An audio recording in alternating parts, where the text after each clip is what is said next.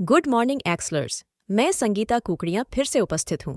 पिछले वीडियो में हमने स्टॉक हिस्ट्री फार्मूला के बारे में डिस्कस करी थी और ये भी बताया था कि जब तक एक्सेल में ये फार्मूला नहीं हुआ करता था तब मैं डायनेमिक पावर क्वेरी से किसी भी शेयर की किसी भी टाइम पीरियड की हिस्ट्री एक्सेल में फेंच किया करती थी।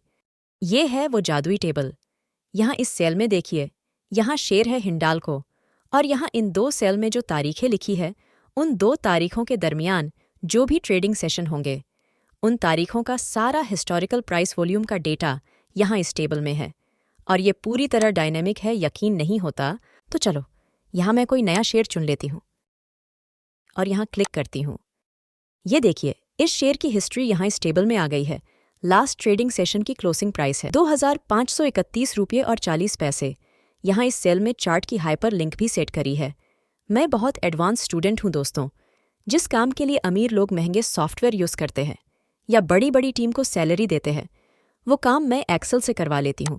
और एक सीक्रेट बताती हूँ कि एक्सेल महाशय बहुत स्मार्ट एम्प्लॉई है और कोई सैलरी की कभी डिमांड नहीं करता। यहाँ क्लिक करेंगे तो इस शेयर का चार्ट ओपन हो जाएगा। देखिए, चार्ट का सिंबल देख लीजिए और लास्ट ट्रेडिंग सेशन का क्लोजिंग प्राइस चेक कर लीजिए। अब यहाँ मैं शेयर को बदल के भी आपको बताए देती हूँ। अब यहाँ मैं शेयर सिलेक्ट करती हूँ, पतंजलि, और इस बार तारीख यहाँ 25/4/24 लिख के यहाँ रिफ्रेश बटन क्लिक करती हूँ तो यहाँ इस टेबल में पतंजलि शेयर का इस टाइम पीरियड का हिस्टोरिकल प्राइस डेटा फेच हो गया है। इस शेयर का क्लोजिंग प्राइस याद रखिए 1447 रुपये और 40 पैसे। यहाँ इस सेल में क्लिक करेंगे तो इस शेयर का चार्ट ओपन हो रहा है। देखिए, यहाँ इस शेयर का नाम है और क्लोजिंग प्राइस यहाँ इस कैंडल में बिल्कुल मैच हो रहा है। साफ पता चल रहा है कि हमारी वर्कबुक बहुत ही स्मार्टली हमारे आदेशों का पालन कर रही है। तो चलो ये वर्कबुक काम कैसे करती है ये समझते हैं। Good morning excellers. मैं Sangeeta Kukdiyan, head of Excel the wonder family. Excel education video series के इस भाग में आपके अपने चैनल पर आपका स्वागत करती हूँ। मैं चाहती हूँ कि हर रिटेल ट्रेडर के पास ये एम्प्लॉय होना चाहिए जो कोई सैलरी लिए बगैर सारा काम करे, क्योंकि हम इतने अमीर नहीं कि मार्केट स्टडी करने के लिए खर्च कर सके। सबसे पहले ये समझ लीजिए कि यहाँ इस सेल में फॉर्मूले की मदद से एक डायनेमिक एड्रेस बनाया गया है। इस फॉर्मूले को मैंने नाम दिया है मैजिक, क्योंकि ये फॉर्मूला सच में मैजिक है यार। यकीन नहीं होता तो देखिए, इसकी कॉपी करती हूँ और क्रोम के ब्राउज़र में इसे पेस्ट करते हैं। देखिए, एक्सेल की एक फाइल डाउनलोड हो गई है जिसमें पतंजलि शेयर की हमने मांगी हुई तारीखों की हिस्टोरिकल प्राइस है। यहाँ पतंजलि की जगह पर एक बार LIC सिलेक्ट करती हूँ और अब इस मैजिक सेल को फिर से कॉपी करती हूँ और यहाँ क्रोम ब्राउज़र में पेस्ट करती हूँ। देखिए, अब हमारे कंप्यूटर में LIC शेयर की हिस्टोरिकल फाइल डाउनलोड हो गई है। इस फॉर्मूले के डायनेमिसिटी ही तो जादू है दोस्तों। यहाँ हमने ये जाना कि ये फॉर्मूला दरअसल एक लिंक है जो क्रोम ब्राउज़र में क्या काम करती है, पर इस वर्कबुक से हम कोई फाइल डाउनलोड नहीं करेंगे।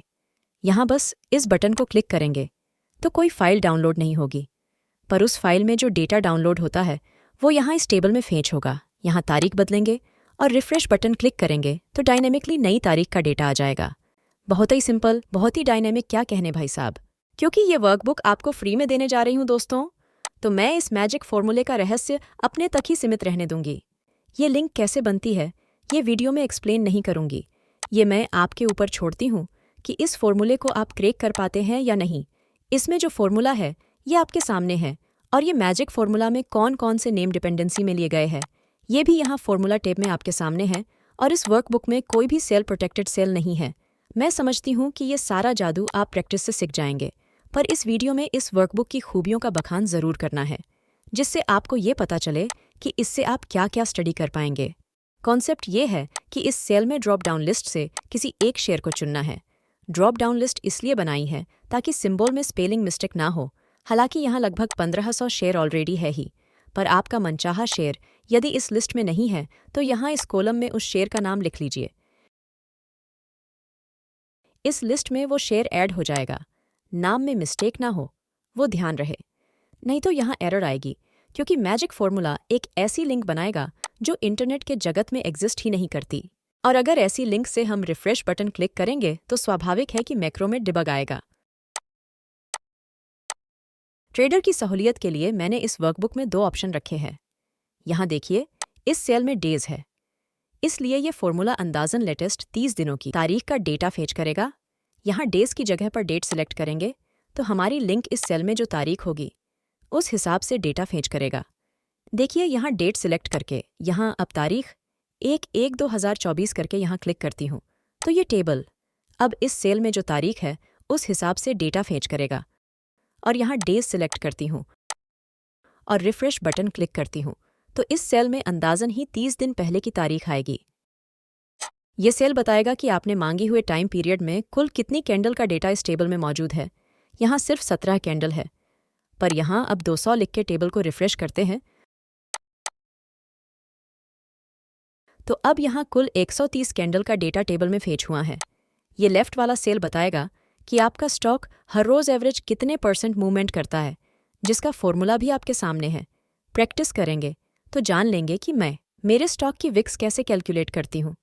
ये सारी बहुत ज़रूरी डिटेल है। दोस्तों, आप यदि इनका उपयोग नहीं करते तो थोड़ी सी स्टडी की और ज़रूरत है। ये सेल बताएगा कि इस टेबल में सबसे बड़ी मूवमेंट कितनी तारीख को आई है और ऊपर वाला सेल बताएगा कि वो मूवमेंट कितने % की है, और वो सेल क्लिक करेंगे तो डेटाबेस में उस तारीख वाली रॉ में एक्सेल आपको उड़ाकर ले जाएगा। कोई भाड़ा वाड़ा नहीं लेगा। ये हमारा पसंदीदा हाइपरलिंक फॉर्मूला है। आपने हाइपरलिंक पुराण की वीडियो तो ज़रूर देखी होगी। ये हाइपरलिंक फॉर्मूला एक व्यंजन है दोस्तों।